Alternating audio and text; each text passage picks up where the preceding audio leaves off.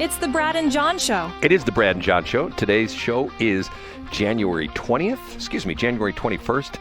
It is a Tuesday, and this is C Block. Okay, John, you don't like it when I do this, but I have to make a phone call here. Oh, you're going to call somebody. I have to call somebody here real quick because I got a text which is sort of interesting.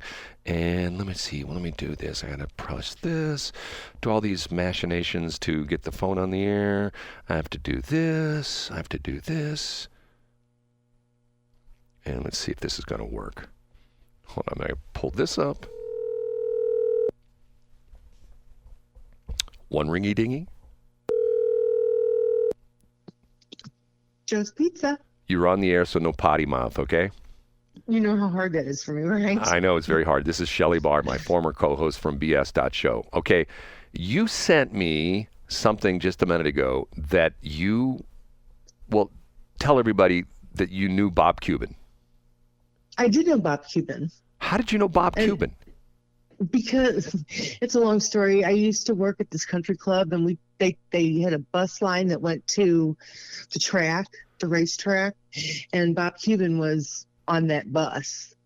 And so then they had a little thing afterwards. And anyway, I just ended up at his house, and it was very blue velvet, white French provincial, like Elvis Presley. Whoa. You ended up at his house. Okay, let's go into that a little bit. Explain that. How did you end up at Bob Kuban? I don't know. It's been 50 years practically. How old were you at the time? Huh? How old were you at the time? Tiffany was born, so I was over 19. And you ended up at Bob Kuban's house. I did. Okay. I don't think I want to go any There was further a than that. group of us that went. Okay, that makes it a little bit better. Okay, I'm thinking to myself, the band guys picking up chicks on the bus going to the casino or wherever the hell you were going, right? Okay. Yeah. So he was fun and a lovely human being. Explain his house again. It was very blue velvet and white French provincial. Can I tell you a weird story? Yeah, please do. To this day, I can get in my car and I can drive and I can show you which house. At least I think it's probably the same house. Was this up in North County off of Bellefontaine Road? Do you remember? It was. Okay, I remember that. I know where he lived because I was a Bob Kuban groupie. I loved Bob Kuban band, and I used to go to places. Matter of fact, this was before I even drove. My mom would take me to places where they'd say Bob Kuban's going to be playing at so and so. He played a lot of different clubs. Yeah, he was a big deal back then. Well, before he hit it. And I love his brass section. Well, yeah. Imagine you loved his brass section. You loved his French provincial, right? Wait till I see you today. No, you won't. I'm staying away from you. You're bad That's luck. Probably wise. Yeah, you're bad luck. Okay, so thank you, Shelley. And you know what's interesting? You're welcome. Your comment was that. And here, let me read this, which is sort of interesting because this goes along with something I've just adopted. You said, what you say? You say, you gave Bob Kuban a glowing elegy. I think that should be done before people pass so they know that they really made a difference in the world. I couldn't agree with you more. Yes. I couldn't agree with you more. Okay, Shelley, talk to you later. Okay, bye, John. Bye, Brad. Have a great day, everybody. There's Shelley Barr. Bye. She disappears into the ozone. Okay.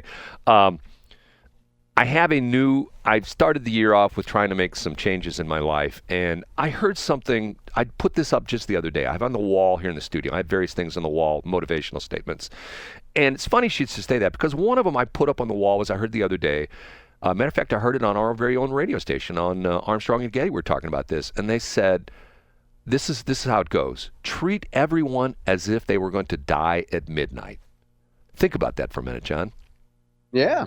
If you knew that the person you're dealing with at the auto parts store or at the drive-thru at McDonald's, would you be dismissive of this, dismissive of them, or not so nice to them? Wouldn't you say, oh man, hey, thanks so much for getting me that Big Mac. I really appreciate it. You do a great job here at the window. You know what I'm saying? I do know. And the thing is, though, also if you robbed them at McDonald's, if they were dying at midnight, they couldn't testify against you.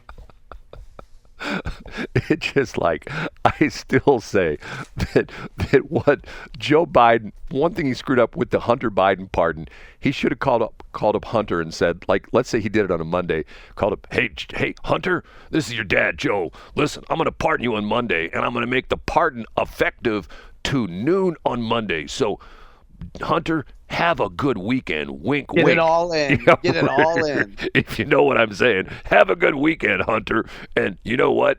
Those people that we had problems with, you might want to go pay them a visit. And did you ever watch any of the Sopranos stories, any of the Sopranos shows? Goes, Hunter, you know what I'm saying? You know, they might end up in with concrete overshoes. You know, I'm just telling you. I'm just saying. Don't think anything serious what I'm saying, Hunter, because at noon you're going to be pardoned. Right? Yeah. Well, too, though, Brad, that goes back to the broader idea, what you said of not only just giving somebody a little bit of grace, but we just don't. Dana Lash has a book called Grace Canceled, and it's all about how we don't give anybody any grace anymore. But I like your idea, Brad, and it's reminiscent of, the much maligned Canadian band Nickelback has that song, If Today Was Your Last Day. Well, it's kind of the same concept, right? See, you bring that up. I don't get that because of the fact that I really like Nickelback. I think that there's, you're going to think I'm weird, but I watched this documentary on them. It was fascinating. Yeah, you told us about that. And it's to the point where you talk about guys who gave it 110%. I mean, and you think one day they're famous. I mean, they went through living hell, and not only that, they're from Canada, which makes it even tougher. Do you know because they have half the IQ of America. And they keep wearing those stupid toques, right? Do you? Yeah, and they are going to be our 51st state, so we should be a little bit nicer. But I get your point about Nickelback, though. Yeah, they were not an overnight sensation. They were not an overnight success. But the interesting part of it was they talk about guys who rock out. I mean, people go like, oh, Nickelback, they suck. I'm thinking to myself, okay, these guys, if you listen to some of their stuff, there's a couple songs that I still love that we're talking about, like some really hardcore, heavy-duty rock and roll, you know what I mean? Some really cagey I do, yeah. stuff. Yeah, like, just like that song, If Today Was Your Last Day, that's a heavy rock anthem. And they're maligned for, This Is How You Remind Me, which is probably one of the most perfect songs ever written. You really think that? I really think so. And the story, I think we covered this before, so forgive me if I mentioned this.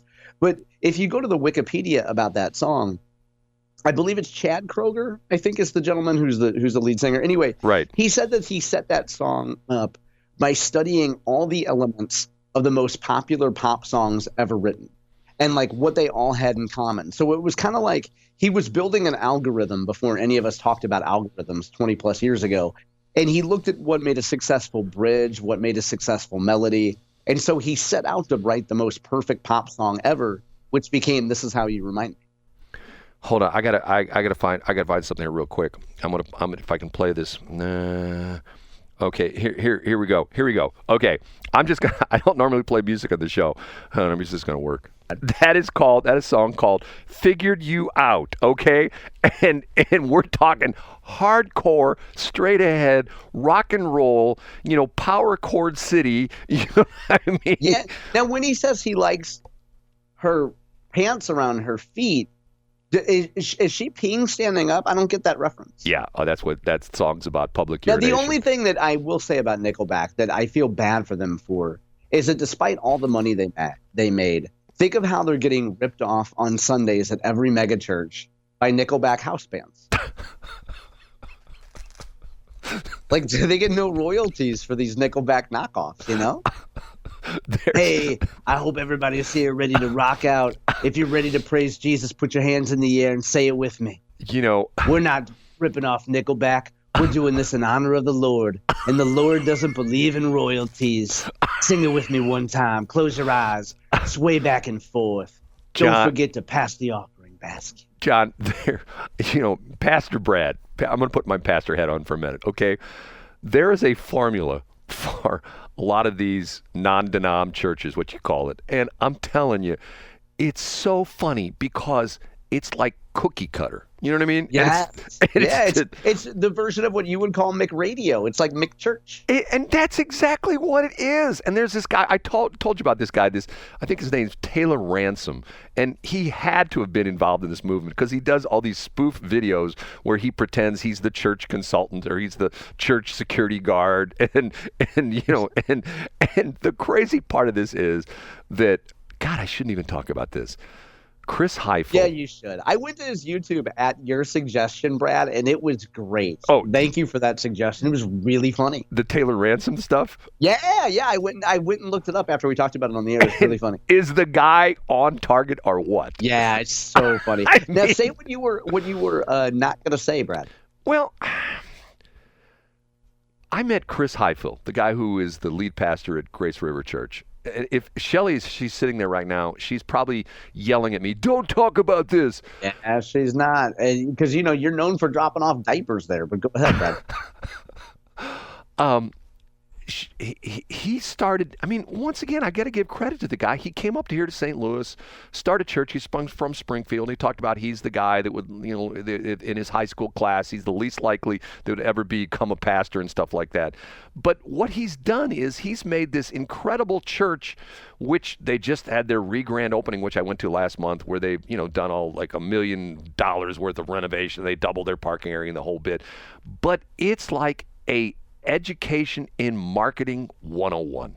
I mean, it is like if people run businesses the way they run churches, everybody would be millionaires. I'm getting texted right now because I know you know who they're from. I know who that is. Hold on a minute, let me see. That's exactly what she is saying. That's what Shelley's saying. She's exactly saying that. But it's incredibly how slick the marketing is, and not just his church, but these other churches as well too.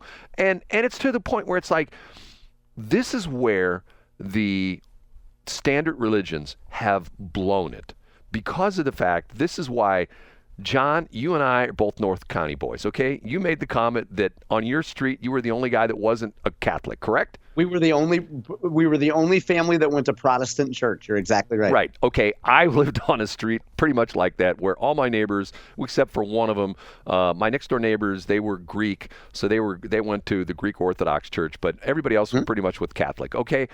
In my generation, I think probably 2/3 of the people that I went through high school with who were Catholic are no longer Catholic. They even say they're non-practicing Catholics, or they've totally disavowed the religion.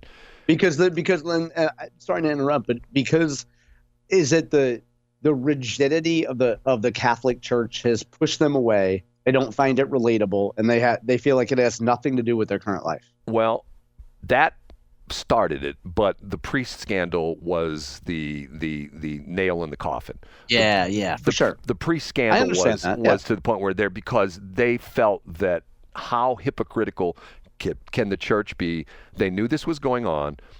The only thing they did was, if they knew they had a priest who was not towing the line, so to speak, what did they do? Instead of disciplining him, they moved him somewhere. They moved him to another another archdiocese. Okay. But take any religion, and to the point where it just doesn't seem relevant to a lot of people anymore, because it's very rigid. You have these rules. God, I could tell you a story that, I mean, there was a time when my wife, do you have five? Can I end the show by telling this crazy story? Okay. By all means. You're not going to believe this story. I may not have enough time to tell this story. Okay, long story made short, my wife was selling Mary Kay. And the lady who was her director, I think that's what they call it, was very much into this church, very much in religion, very much into Bible study. My wife kept bothering me. We need to go to church. So, we said, okay, fine, I'll go. So we took the kids and we went to church. And it was this church, matter of fact, it's gone. I can talk about it now, but it was off of Veterans Memorial Parkway in Veterans Memorial Drive in O'Fallon, just west of Highway K. Some people might know which one I'm talking about. And so I went, and it was interesting because they did not believe in music. They believed in singing, but they had no organ, they had no band, they had nothing. When we sang, we just sang a cappella, okay? So there was the guy who was the head pastor, was a really interesting guy, very charismatic, and people loved him. And I was there one morning when he said, I have some bad news. I've been hired away by another church. And everybody, oh, no, you can't be leaving. So he left. So he leaves. And we have a bunch of the deacons who fill in for a while. Okay? And then after a couple months, and I was going every week, being a good doobie, after a couple months, they announced we have a new guy. And he's a young guy, and he's from Texas.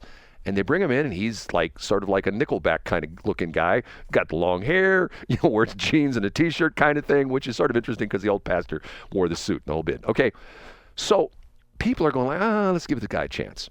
So it just got really weird, and to the point, at one point in time during church, he stood up and he introduced his wife, and he had 2 kids with her, and she was born in Mexico, and she was a naturalized American citizen.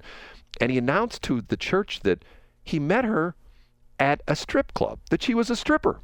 So wow. The people in the church are going, this is getting interesting. And literally, when he started talking about this, some women got up and left. So he talked about the fact that he gave her unconditional love, okay? He gave her unconditional love, that she, that Jesus was, that he dealt with Mary Magdalene, and he, blah, blah, blah. For sure. The whole bit, okay? So I'm going like, okay, I like this guy.